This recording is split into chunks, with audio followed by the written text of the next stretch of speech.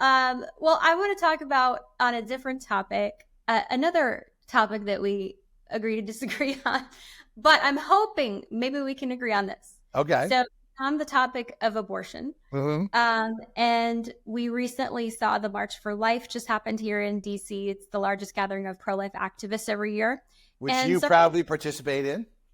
yes, I had a surgery this year, so I couldn't go, but I have gone in years past, and yes, and I love it. Um, but several pro-life groups have said that they support this bill, which would basically require a father to financially support a child in utero. And it was actually in back before he became speaker. Congressman Johnson was one of the co-sponsors on it. They also had senators, including Marco Rubio. Um, and when I was at America First Policy Institute, we did some polling that found that 78% of Americans say that a father is financially obligated to an unborn child immediately at conception. And my thinking is like, federal law protects pregnancy under the Americans with Disability Act, yet we shield men from accountability for making a woman highly vulnerable without any consequences. So, and you can establish the paternity in utero with a non invasive prenatal paternity test. It's called a NIP. So it's easily proven with science, it's a very accurate test. So would you support this? And I talked to some Democrat friends, including like a African American female friend of mine who's done a documentary on Roe v. Wade. She said she loves the idea, actually. She said in her mind, she actually thinks it's going to help abortion keep legal because men won't want to be held responsible. So I don't know. So I thought it was interesting that there was a bipartisan appeal to it for different reasons. But what say you about it? So I am actually, I've heard murmurs about this, but I haven't seen any details. So what exactly would be the rule? You have to pay a certain amount per month, or you have to uh, go to doctor's appointments. When you say support, there's different types of support. So what exactly, let's say you're a man, you impregnate a woman, she's in a state where she can't have an abortion or she doesn't want to have an abortion. She wants to have the kid. What is your obligation? How much? When does it kick in? For how long? Give me some details here because I can't, I'm not qualified to answer the question right now. So and that's a good question. It's financially responsible, even though I think culturally we should also encourage the father emotionally to be responsible as well.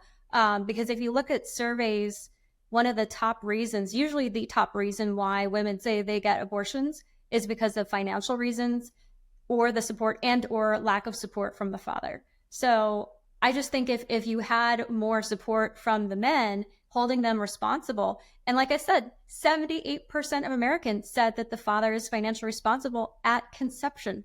That it makes me think that little chunk of people who don't, that's probably, in my view, it's probably Democrat men who don't want to be held responsible. Well, there's certainly some truth to that. Well, I would say this. First of all, a lot of these, one of my main problem with a lot of these abortion restrictions is that poor people get screwed the most. And again, if you're telling someone who knocked up a woman because they, after a bar scene one night or something, I'm not saying that he's any less responsible, but I think that's a tough sell. Principally, yes, I think people should be responsible, and I think the lack of fathers is a major crisis in this country. You look at, by far and away, it's not even close. The number one criterion that will determine whether kids get out of poverty is two-parent households. So I'm totally with you on the social benefits of it. I just think it's very tricky. How do you enforce? How do you do it? But in principle, I agree. But again, people don't like added rules, regulations, having rights taken away. I think a valuable lesson for the Republican Party was Glenn Youngkin in Virginia, who's a pretty pragmatic guy, and he came and tried to get people to sign on to a 15-week ban. People are not going to sign on to bans, okay? News to GOP. That's taking rights away, and it didn't work out very well for him in Virginia, obviously, and you haven't heard much from him since. So much for the presidential campaign.